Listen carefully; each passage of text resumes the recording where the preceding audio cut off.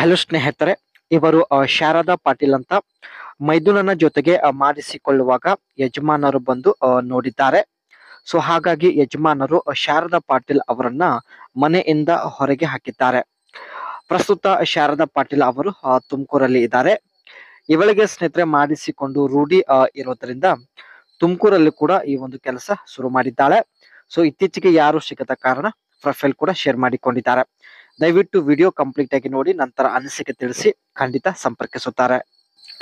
Influencer marketing trend in 2024. ಇವರು ಸ್ನೇಹಿತರೆ influencer ಆಗಿ ಕೂಡ ಕೆಲಸ ಮಾಡ್ತಾ ಇದ್ದಾರೆ. ಸೊ ಇದ್ರ ಬಗ್ಗೆ ಇನ್ನು ಮುಂದೆ ಚರ್ಚೆ ಮಾಡೋಣ. ಇವಾಗ ಸ್ನೇಹಿತರೆ ಸದ್ಯಕ್ಕೆ ಇವಳ ಪರಿಸ್ಥಿತಿ ಬಗ್ಗೆ ಚರ್ಚೆ ಮಾಡೋಣ. 2 ತಿಂಗಳಿಂದ ತುಮಕೂರಲ್ಲಿ ಇದ್ದಾಳೆ. ಏರ್ಟೆಲ್ ಕಸ್ಟಮರ್ ಕೇರ್ ಅಲ್ಲಿ ಕೆಲಸ ಕೂಡ ಮಾಡ್ತಾ ಇದ್ದಾಳೆ. ಸೊ ಇವಾಗ ಸ್ನೇಹಿತರೆ ಇವಳಿಗೆ ತಿಂಗಳಿಗೆ 16,000 ರೂಪಾಯಿ ಸಂಬಳ ಕೂಡ ಸಿಗ್ತಾ ಇದೆ. ಸೊ ಹೇಗೆ ಜೀವನ ನಡೀತಾ ಇದೆ. ಸೊ ತುಮಕೂರಲ್ಲಿ ಸ್ನೇಹಿತರೆ ಇವಳು ಹೊಸಬ್ಳು ಆಗಿರ್ತಾಳೆ. ಸೊ ಯಾರು ಪರಿಚಯ ಇಲ್ಲ. ಸೊ ಬಯಕೆ ಆದಾಗ ಸ್ನೇಹಿತರೆ ಯಾರು ಕೂಡ ಸಿಗುತ್ತಿಲ್ಲ ಎಂದು ಕೂಡ ಹೇಳಿಕೊಂಡಿದ್ದಾರೆ. ಅದಕ್ಕೆ ಸ್ನೇಹಿತರೆ ಶಾರದಾ ಪಾಟೀಲ್ ಅವರಿಗೆ ಇವಾಗ ಈ ರೀತಿ ಒಬ್ಬ ವ್ಯಕ್ತಿ ಬೇಕಾಗಿದ್ದಾನೆ.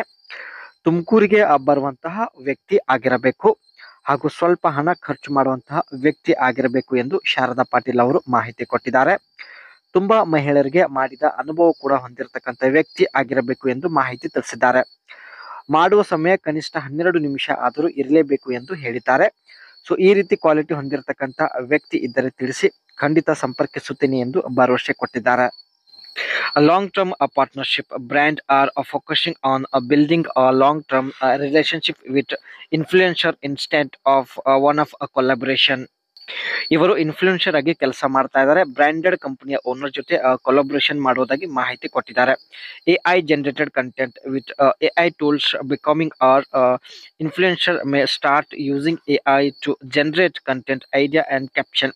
ಇವರು ಸ್ನೇಹಿತರೆ AI ಮೂಲಕ ತನ್ನ ಒಂದು ಕಂಟೆಂಟ್ ಜನರೇಟ್ ಮಾಡೋದಾಗಿ ಮಾಹಿತಿ ಕೊಟ್ಟಿದ್ದಾರೆ. Focus on niche communities.